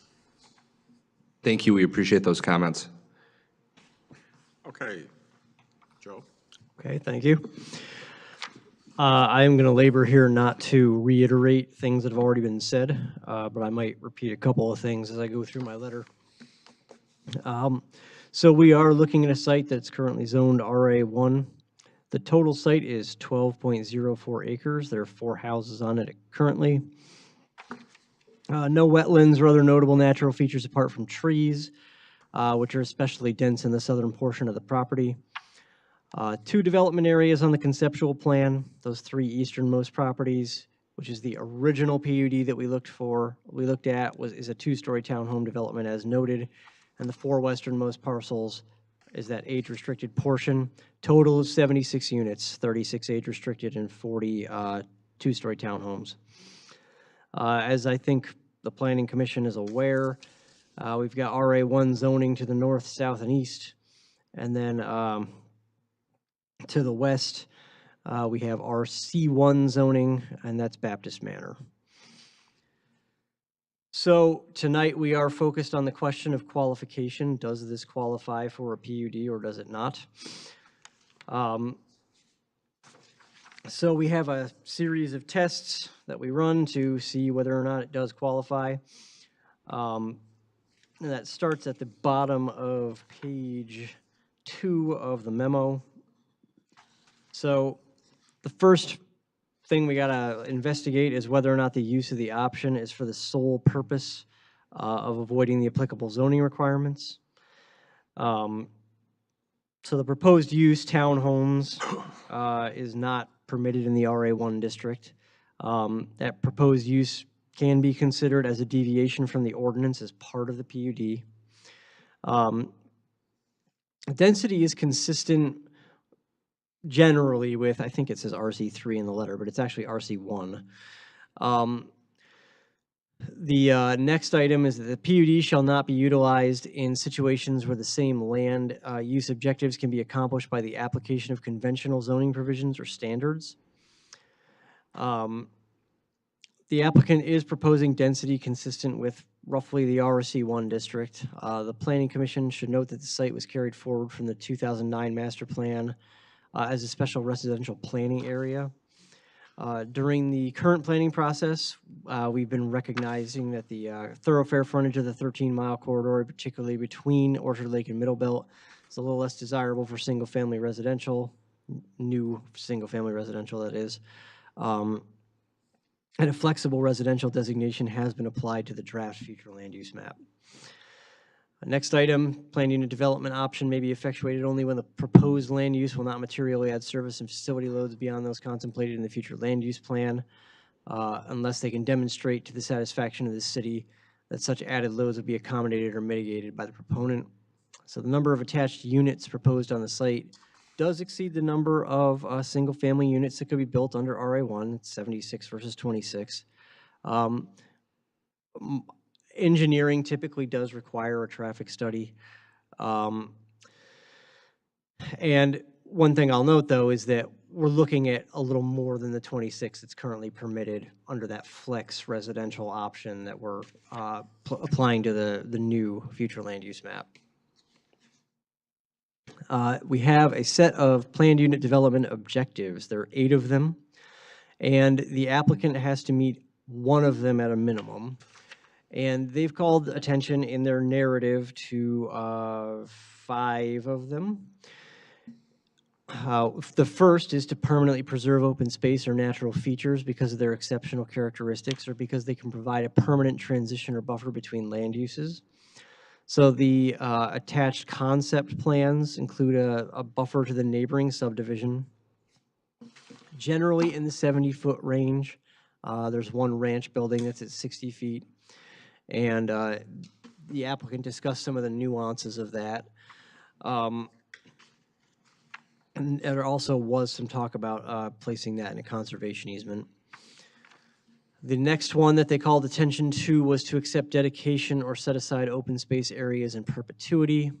And they've proposed, as I said, that that buffer area along the southern property line be dedicated as an open space preservation area in perpetuity. The next goal they called attention to was item 6, to promote the goals and objectives of the master plan for land use. So they did provide some responses that cite the master plan. The goals and policies listed in that specific item that they cited actually apply to a different area, but the new future land use map actually speaks to some of what they're talking about here. The next item, to foster the aesthetic appearance of the city through quality building design and site development, the provision of trees and landscaping beyond minimum requirements, the preservation of unique and/or historic sites or structures, and the provision of open space or other desirable features of a site beyond minimum requirements. So their response cites the southern perimeter setback for the provision of open space. In addition, the applicant does note that the PUD will result in a unique townhome development capable of producing an attractive for sale community. And finally, there's that goal number 8, to bring about redevelopment of the site when an orderly change of use is determined to be desirable. So they address that in their narrative as well. So the Planning Commission will be considering whether it agrees with those 5 items that they've called attention to, if they think any of the ones that have not been called attention to might apply, or if they think any of those ones that have been highlighted don't apply. But ultimately, they need to meet one of them.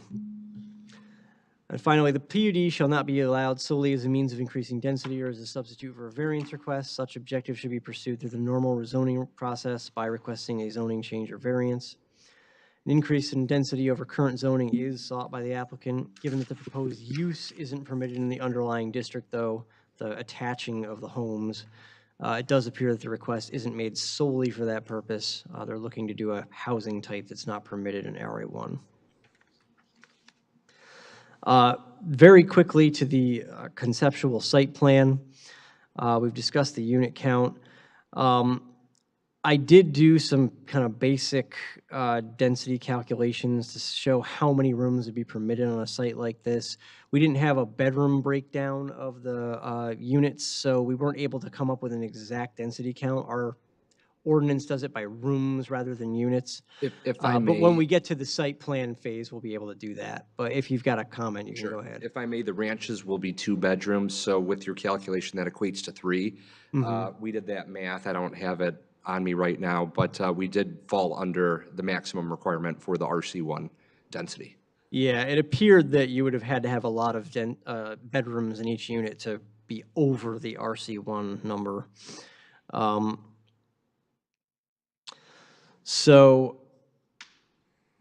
Beyond that, we did talk about the current master plans, goals and policies for this area in the letter. I won't read them exhaustively, but they are there. I'll go through the goals: maintaining the one-family residential use character of the road frontage on large lots, encouraging assembly of parcels and development of one-family lots based on the concept plan, and protect the natural features of the area, including hillsides and trees.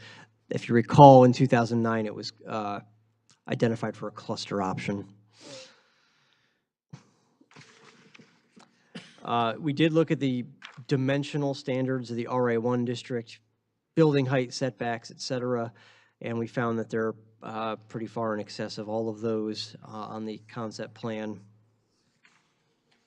As far as parking is concerned, 2 spaces per unit would be the requirement, and that would apply to 2 or 3 bedroom units. Each proposed townhouse unit does include a driveway or a strip with a garage. We don't really have details on the dimensions of those, but we'll be examining that in more detail when we get to final PUD. Pedestrian circulation through the site is also not really depicted on the conceptual plan, but we'd look for that at final PUD as well. And then when we're looking at relief sought from ordinance standards at this point, it's really permitting multifamily at the RC1 density and permitting attached units are the 2 deviations that they're asking for. Are there any questions for me? Joe? Yes. So the planned unit development must meet, as a minimum, at least one of the following objectives, right? These objectives. And I've already indicated that, to me, the most important objective for PUD at this location is permanently preserve open space or natural features. I just want to make it clear that a buffer is a permanent preservation. It is not a 70-foot or a 60-foot setback. Right. They are two different things. Yes, I But would the agree with that. description goes on and puts the 60 or 70. Those are not the buffers. Okay. Thank you. Right. Anyone else? Okay. Looking for a motion? Barry. Barry. I move to make a preliminary finding that PUD 1, 2024 dated March 19th, 2024, submitted by Schaefer Development LLC, qualifies to the plan unit development option under section 34-3.20.2A through D of the zoning chapter. It's further determined that in the proposal meets at least one of the objectives as outlined in section 34-3.20.2.E. And I will state that it is, the ones that I see that it fits under is I, or 1, III, which is 3, VII, which is 7, and VIII, which is 8. I have not included VI because in the future master plan, it would fit, but it doesn't exist in the current master plan. But you only need 1. Okay. And that it be made clear to the applicant that the final granting of the PUD plan and contract requires approval by the city council after recommendation by the planning commission. Further, that I request that the proponent include as a part of their plans all the recommendations from the Giffel-Webster review dated April 11th, 2024. Support. Moved, supported by Kristen. All those in favor signify by saying aye. Aye. Opposed, same sign. Motion passes. This is set for May. Then? 19. 16th, isn't it? Chris? Yes. May 16th. Okay, Mr. Shepherd. Thank you for your consideration. Chris, our screens aren't working. He's got it up. Thank you. He has control of it up there right now. Steve, you learned something about going to the neighbors and talking to them. That's right. You learned that 20 years ago. Nice job, thank you. Okay. Last item on the agenda is amend PUD 1, 2021, including revised site plan 54-2-2021. The location is 31525 12 Mile Road. Proposal is conversion of a hotel building into independent living facility and ES zoning district. The action request is setting for public hearing. The applicant is Farmington Hills Real Estate LLC. Oh, geez, I've got the wrong letter open. Real quickly, John. Yes, Steve. If we determine that this is not a major, it won't go to a public hearing, right? But it is. Oh, it is? Yes. Okay, okay, Right ahead. It is. okay. Not changing anything. Okay. That is correct, though. If it wasn't a major, it wouldn't go to a public hearing, but yeah, it is.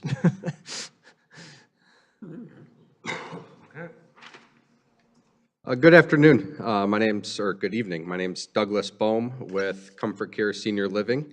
A lot of new faces here. Last time we were here, we got our approval in December of 2021. We are currently in the construction phase right now, hoping to be wrapped up by this summer. We are changing the unit type, or I guess the unit count for each unit.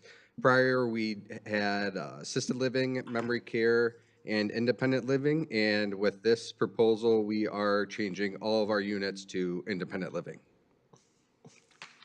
And that is where we're at. So not a major change, just taking out the words assisted living and memory care in our PUD and just making everything independent living. Okay. Steve? It talks about the parking changing. Yeah, so prior, our parking count was based on the assisted living and memory care. The old Radisson Hotel, I believe, had 216 spaces. And through the recommendation of the Planning Commission and City Council in 2021, they wanted to remove a lot of that concrete and implement green space. So we have done that, and we reduced the parking to 86 units, or 86 spaces, which we believe is ample for our type of residence. Okay, because this says that the previous one had 95. So I was wondering why it went from 95, and actually it says down to 85. So, Yeah, I think our original was 85. oh, the original was it? Okay, then there must be, the document is telling me that the parking went down. And I was like, it should have probably gone the other way. Yeah, this was just sent in like right before the meeting. What's that? This was just sent in right before the meeting. Oh, so, yeah, so there was a new cover sheet. I apologize. So the previous cover sheet that was on there was from our original plans in 2021. And the updated cover sheet shows the breakdown of each unit type on each floor of the facility, of our apartment complex, and then the parking spaces breakdown. Okay, so the parking hasn't changed. No, the parking's already been built, and we don't. So the really only change is the use, right? I mean, the use is already there, we're just taking out some of the uses. Right. Okay. Yes. So you're removing the 21 studio memory care units and the 51 assisted living units. So what does that mean in terms of footprint? The footprint's not changing. But the rooms that were memory care units weren't going to be designed the same way as independent living. So they're all designed the exact same. Just when we went through the planning commission and city council last time, they just wanted to know where each room was going to be, just kind of labeled. I see. But to us, I guess it really doesn't matter where each designation is. They're all the same. Okay. Yes, Barry? To make it a little bit easier, you have the same number of rooms. Yes. And they're not changing any of the rooms. No, sir. The only thing we're changing is the name of the rooms. Yes. Everything else is identical. Yes. Even those trees that are sitting in the front, that we can see from 12 Mile Road. Yeah, everything's. No, they're inside there, never mind. Yeah. But the point is, you're not changing the layout, you're not changing the number of rooms. The only thing you're changing is the designation of what the room might be used for. They're all gonna be the same. Yeah, so to give a little background, to clarify this, so we got our PUD approval, we submitted the building for the building permit as a R2 use. And the words assisted living and memory care are not allowed in the R2 use, but they're allowed in the R3 use. And so so it was recommendation of the city council, they said, well, you're gonna have to redo your plans to do R3 use, or you can just go back to the planning commission, ask for amendment, and take out the words assisted living and memory care, and just make everything independent living. It's what I thought, but I have a question for, the question I have is, if they're not changing anything, is this a major change or a minor change? I don't know. I mean, they're only changing the names of the rooms. They're not changing the size or use of the room, right? Through the chair, the PUD agreement says exactly what it's going to be, and that would no longer be the case. I mean, So and that amend is a the major agreement, change. it's a different use. Maybe somebody wanted memory care, So, different use. so this is where it gets tricky. The assisted living services and the memory care services can still be provided, but just not by us. So they can be provided by a home care company, a hospice company, things like that. This is their apartment. We can't tell them what to do, one way or another. They have the freedom to choose. So rather than us just doing it, they can go out to any healthcare provider and ask for those services. It's the same conversation we had during Kajan. It may not be a big deal in the scheme of things, but under what's considered a major amendment, you still got to do the amendment. So I guess question, what's the difference between a major and a minor amendment? The PUD. I have a question. This is your picture of your website, correct? Lifestyle options at Comfort Care Senior Living, yes. Yes, you? And you Yes. got like 15 of these places around the state? Yeah, we manage about 20. Okay. And they talk about personalized plans for everyone, including memory care, assisted living, and independent living. So how do we know that you aren't going to come back once this thing gets built and turn this into assisted living or memory care facility? So we're licensed by the state of Michigan, Okay, and we get surveyed by the state of Michigan every 6 months. okay, So we would get slapped pretty hard by the state. okay. And so you'd like to follow the rules then, correct? Correct. Okay, cool. Well, here's a question. On April 4th, a letter came to us from the fire marshal.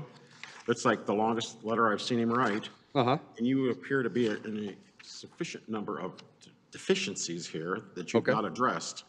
So that, to my opinion, that's also part of the reason why I want to see this as a material change, because I want to see this brought up to snuff, and you haven't done it yet. I mean, This is life safety stuff. Yep.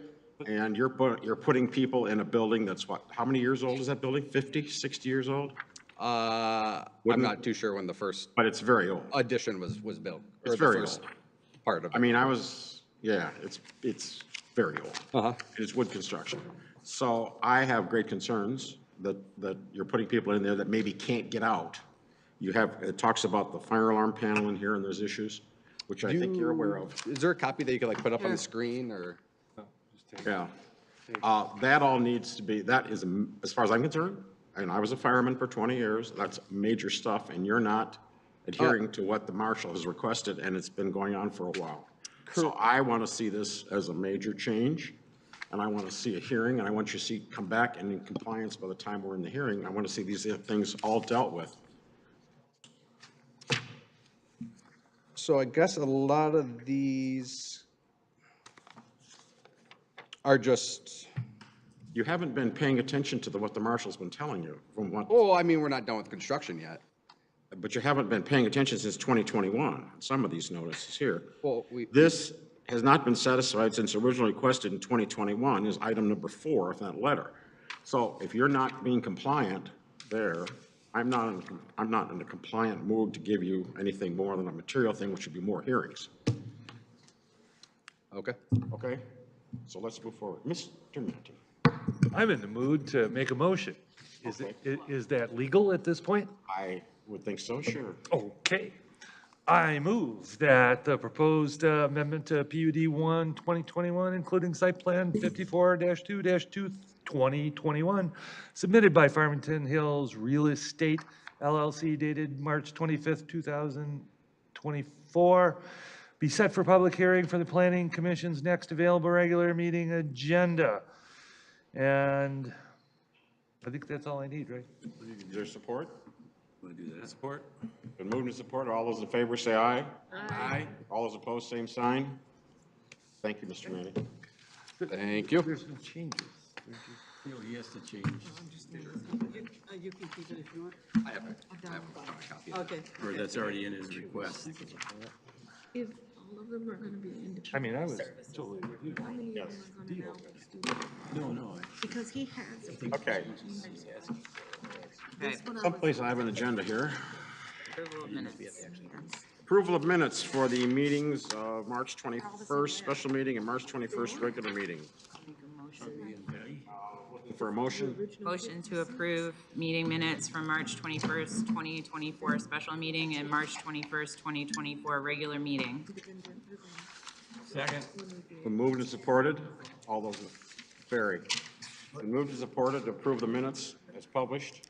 All those in favor say aye. Aye. Opposed, same sign. Thank you. We have no public left for public comment. Commissioners' comments. Mr. Manti. I have no comments. I made plenty during the, Wow, That's cool. Meeting. Thank you. Mr. Brickner? I am quiet today. Wow, okay. Good? I'm good? No? You? No, good. You? No, thank you. You? Okay, I'm going to say something. I want to thank you people, all of you, including the staff, for going through this. This is 2 hours, and we got through a very long agenda. I particularly want to thank you and staff for getting that pushing out of that master plan and getting it on the road. That was fabulous, and I really appreciate it. because this is getting the city moving, and it is a big deal. So, thank you. And thank you for putting up with me when I rant about him, because I have a problem with him. Okay, thank you. I move we adjourn? Yes, yes? Second. Okay. I move, Can I you do help this? me, stamp these? Oh, we'll do stuff. We'll do paperwork now. All right, meeting's adjourned. Thank you.